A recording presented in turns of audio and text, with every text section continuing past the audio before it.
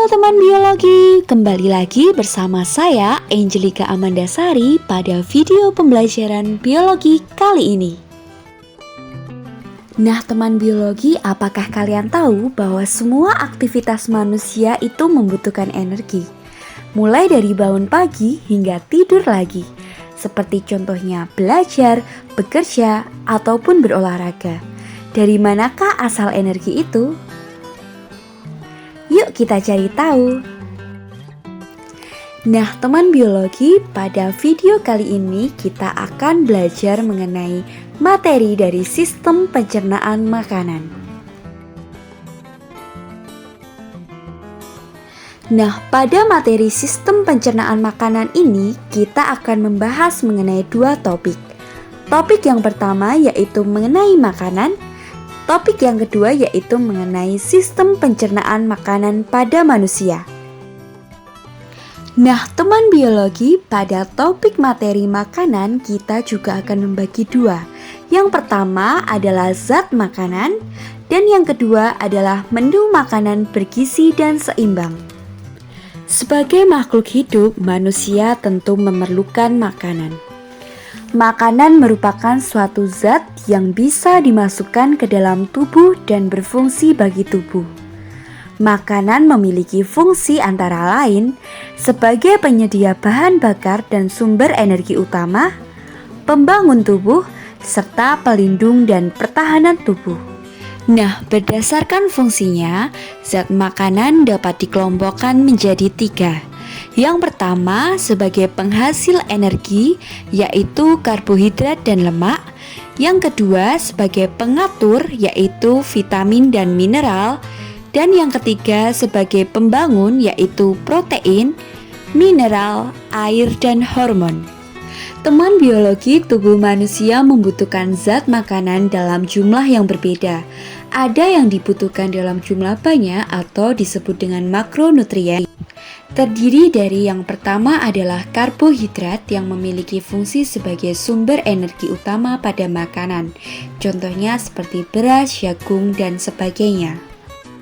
Yang kedua adalah protein yang memiliki fungsi untuk pertumbuhan, perbaikan, dan pemeliharaan sel-sel tubuh. Sumber protein adalah hewani dan nabati. Yang ketiga adalah lemak yang memiliki fungsi sebagai sumber energi terbesar, pelarut vitamin, serta pelindung alat-alat tubuh. Sumber dari lemak adalah hewani dan nabati. Dan yang terakhir adalah air yang berfungsi sebagai pelarut, menjaga tekanan osmotik, serta menjaga keseimbangan tubuh.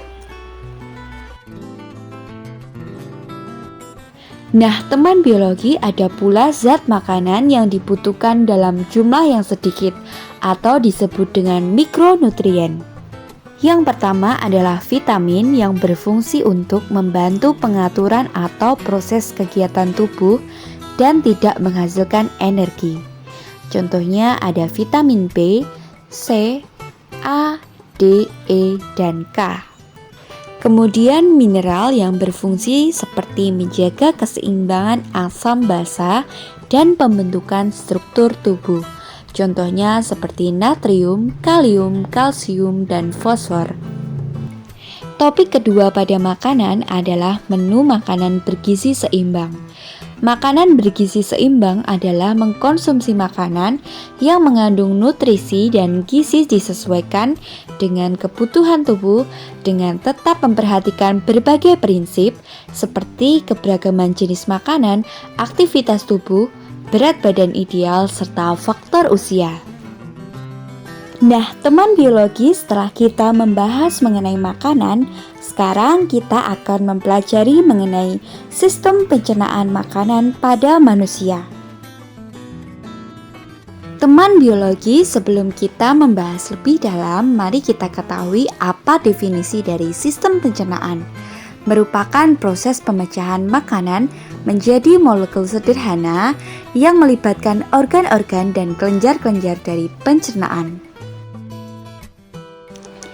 Sistem pencernaan makanan sendiri dibagi menjadi dua, yaitu pencernaan mekanis dan pencernaan kimiawi.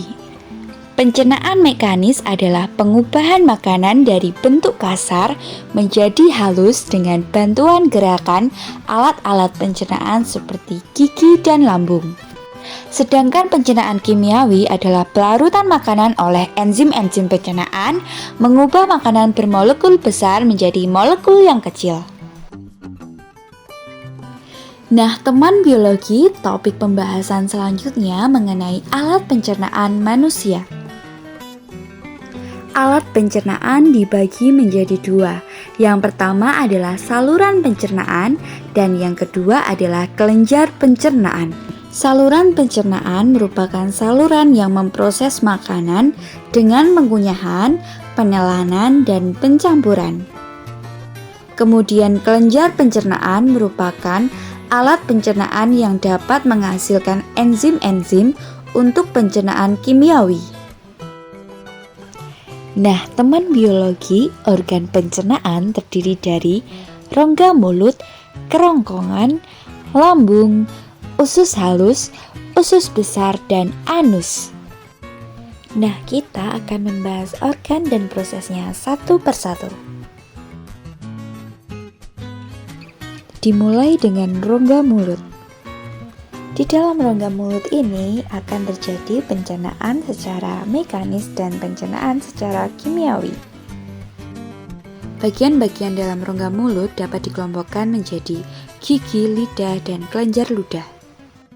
Bagian dari rongga mulut yang pertama adalah gigi yang merupakan alat pencernaan mekanis yang berfungsi untuk memotong makanan menjadi potongan-potongan yang lebih kecil sehingga memudahkan enzim pencernaan untuk mencerna makanan sehingga lebih cepat dan efisien.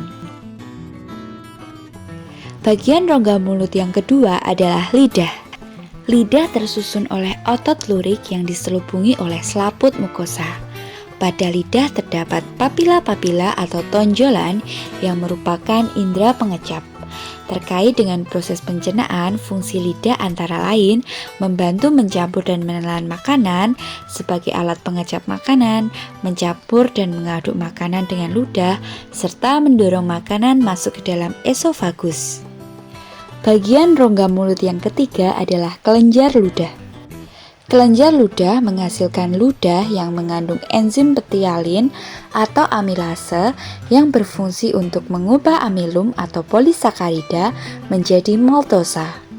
Di dalam mulut terdapat 3 pasang kelenjar ludah, yaitu glandula parotis berada di dekat telinga, menghasilkan ludah yang mengandung enzim petialin.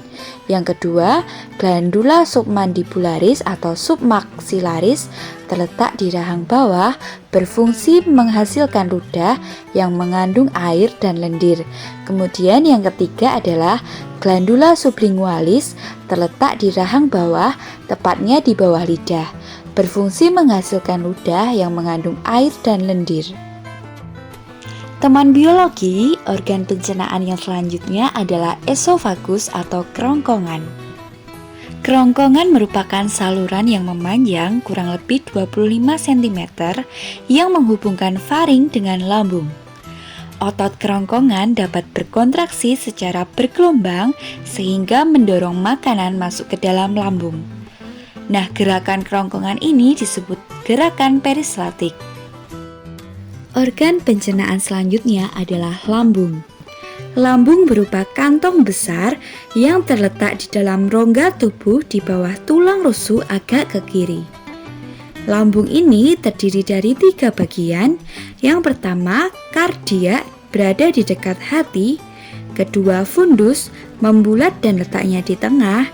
Yang terakhir adalah pilorus di dekat usus.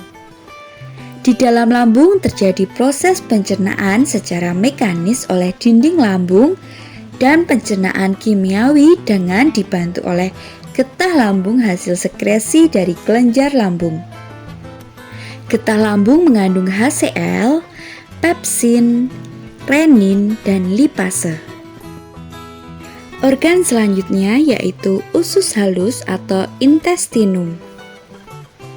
Usus halus terbagi menjadi 3 bagian.